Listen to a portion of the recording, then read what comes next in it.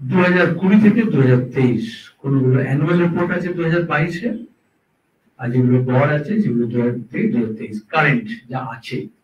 দ্বিতীয়ত একটা কেভিয়েট দিতে চাই আমরা, এইসব যা ডেটা দেওয়া হলো এগুলো ন্যাশনাল ক্রাইম রেকর্ড সেন্ট্রাল গভর্নমেন্টের। তৃতীয়ত এনসিআরবি বলেছে, পার্লামেন্ট রিপোর্টে বলেছে যে অনেক ক্ষেত্রে রাজ্য সরকারগুলো সব তথ্য দেয় না। তার সঙ্গে আছে আমাদের রাজ্যে এবং এরকম বিজেপি শাসিত অন্যান্য রাজ্যে, এটা সেখান থেকেই কপি করেছেন মমতা ব্যানার্জি, সব ক্রাইম রেকর্ডেড হয় না। আপনারা জানেন একটা এফআইআর করতে কত দাম করে? উত্তর ভারতে আপনারা জানেন, দিল্লিতে করতে গেছেন দোষীরা কিভাবে তাকে কতটা নির্যাতনের সম্মুখীন হতে হয়, হাফিজ করে দেওয়া হয় সবটা। তাহলে যেটুকু ফিল্টার হয়ে রেকর্ডেড এবং স্টেটে যেটা রেকর্ড হয়েছে, যা কেন্দ্রে জমা হয়েছে, তার নির্দেশ। এইটাকে বলে transparency and accountability. Voter list যাতে নির্ভুল হয় তা করার দায়িত্ব ইলেকশন কমিশনের, সাংবিধানিক সংস্থা।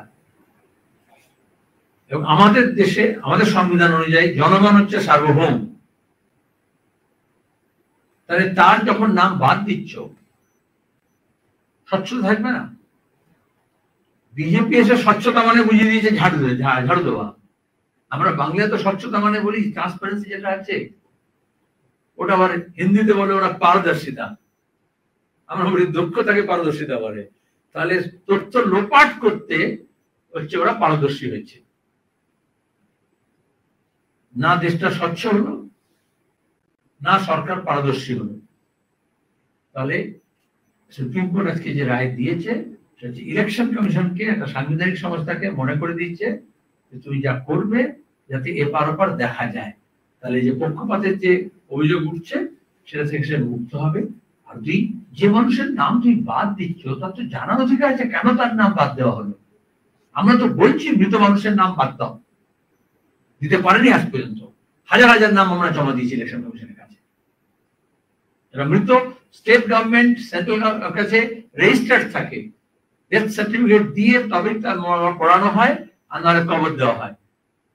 তাহলে শ্মশানে কবরস্থানে রেকর্ডেড আছে, শুধু সেই ডেটাটাকে নিয়ে ফিল্টার করবে, করেনি। আর ভুয়ো ভোটার আছে, এরকম অসংখ্য উদাহরণ আসছে বিভিন্ন রাজ্য থেকে, আমাদের রাজ্য থেকেও। একটি ঠিকানায় শয়ে শয়ে ভোটার আছে, ডাবল এন্ট্রি আছে, ট্রিপল এন্ট্রি আছে। তাহলে কারণ হবে একটা, কেন পার্মানেন্টলি যদি লেফট হয়, তাহলে যাদের নাম বাদ দিল তার পাশে তার কমেন্ট থাকা উচিত, সে বাদ দিয়েছে তার একটা কারণ থাকবে। আর তাহলে বুঝতে হবে শাসক দলকে জেতানোর জন্য তথ্য লোপাট করছে, ভোটার লিস্ট সাবার করছে। মুখ্যমন্ত্রী কমেন্টে কি এসে যায়? পার্সিটি ঘটনা পড়া তিনি কমেন্ট করেছিলেন। আসলে যেটা ক্রিমিনাল জাস্টিস সিস্টেম সেটা চৌপাট করা হয়েছে। বুদ্ধদেব ভট্টাচার্য বলেছিলেন অপরাধীদের বুকের পাটা বেড়ে গেছে মমতা সরকার যে এসেছিল, তারা মনে করছে তাদের সরকার। এবং মমতা ব্যানার্জি পুলিশ মন্ত্রী হিসেবে পুলিশের ভূমিকা এবং মন্ত্রীর ভূমিকা, মুখ্যমন্ত্রীর ভূমিকা, সেটাকে সাপোর্ট করছে, সমর্থন করছে। তাহলে দেখা যাচ্ছে অভিযোগ নিতে গড়িমসি হচ্ছে, প্রত্যেকটা ঘটনায় হইচই করতেছে। জয়নগর ঘটনা তোমরা জানো, সবাইকে যেতে হয়েছিল ওখানে। তাহলে গ্রামের লোকজন বলছে পুলিশ এন্ট্রি করবে না। যখন মেয়েটা নিখোঁজ হয়েছে তখন পুলিশ এন্ট্রি নেয়নি। তারপরেও যখন ডেড বডি পাওয়া গেছে সেখানে ঠিক মতো পোস্টমর্টেম করে না। এই অভয়াকাণ্ডেও শিয়ালদা কোর্টে যেতে হয়েছিল, কোর্ট থেকে নির্দেশ দিয়েছিল।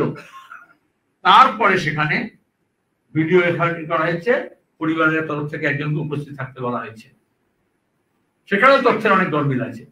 সিবিআই তদন্ত করছেন আলাদা কথা, তাই পুলিশ হোক, রাজ্যের পুলিশ হোক, বা সিবিআই হোক, বা দিল্লি পুলিশ হোক, বা ইউপি পুলিশ হোক, তাদের এই ক্রিমিনাল জাস্টিস ইনভেস্টিগেশনের যে ক্ষমতা সেটা লোপ পেয়েছে, যে দক্ষতা সেটা লোপ পেয়েছে।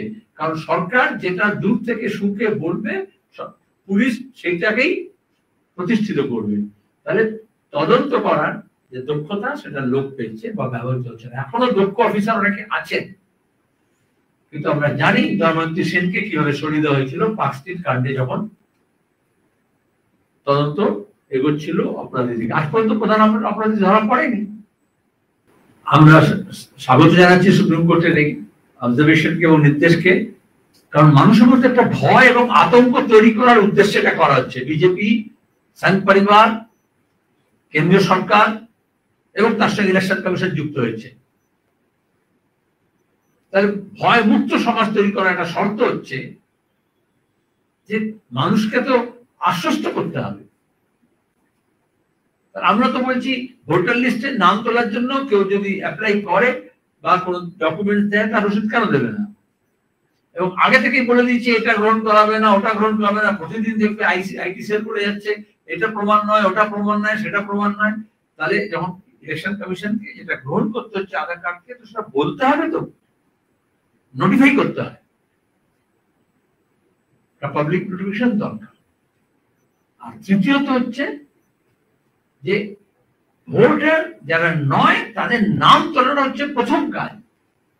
ইলেকশন কমিশন এখন দেখাচ্ছে ভেজাল নাম তুলতে তার অবস্থা, কিন্তু যারা ভোটার আছে তার নাম বাদ দেওয়া হচ্ছে তাদের মুখ্য কাজ। এবং সেখানে সবচেয়ে প্রান্তিক মানুষ, দুর্বল মানুষ, আনডকুমেন্টেড মানুষ, তারাই হচ্ছে এফেক্টেড হচ্ছে। আমি বিচার করছি না, ইলেকশন কমিশন সঠিক কি বেঠিক আমি প্রশ্ন করছি না, কিন্তু সরকারকে ব্যবস্থা নিতে বলা হয়েছে, সরকার ব্যবস্থা নিতে গড়িমসি করছে। তার মানে হচ্ছে এই যে ইলেকট্রাল ফ্রড হচ্ছে সেটা অফিসারদেরকে দিয়ে আইপ্যাক হোক, মুখ্যমন্ত্রী হোক, তৃণমূল দল হোক করাচ্ছে, সেজন্য সেই অফিসারদের বিরুদ্ধে ব্যবস্থা নেওয়া হচ্ছে না। অথচ গত 2014 নির্বাচনে আমি জানি, তার পরবর্তী নির্বাচনে যে পুলিশ অফিসার, পুর নির্বাচন হোক, পঞ্চায়েত নির্বাচন হোক, লোকসভা নির্বাচন হোক, যে সমস্ত অফিসার নিয়ম মেনে আইনত নিরপেক্ষ ভূমিকা পালন করেছেন, মমতা ব্যানার্জির অ্যাডমিনিস্ট্রেশন এবং বিজেপির অ্যাডমিনিস্ট্রেশন তাদের নিজের নিজের ক্ষেত্রে তাদেরকে সাইডলাইন করে দিয়েছে। আমি নাম বলতে পারি, আজকে সেই নাম, সেই অফিসারগুলোর নাম দেখা যাবে না। 2014 থেকে যারা সুষ্ঠু নির্বাচন করার জন্য স্বীকৃতি পেয়েছেন, আজকে ব্যুরোক্রেসির বা পুলিশের হ্যারাসের মধ্যে দেখবে তাদের জায়গা নেই। যারা দলগত অবস্থানকে সমর্থন করেছেন এবং দলদাসের কাজ করেছেন তাদেরকে প্রাইম পোস্টিং দেওয়া হয়েছে। কে পুরস্কৃত হবে, কে তিরস্কৃত হবে, তার থেকে বোঝা যায় যে রাজ্য সরকার বা কেন্দ্র সরকার কি চাইছেন, পক্ষপাত যুক্ত ভোট না নিরপেক্ষ ভোট।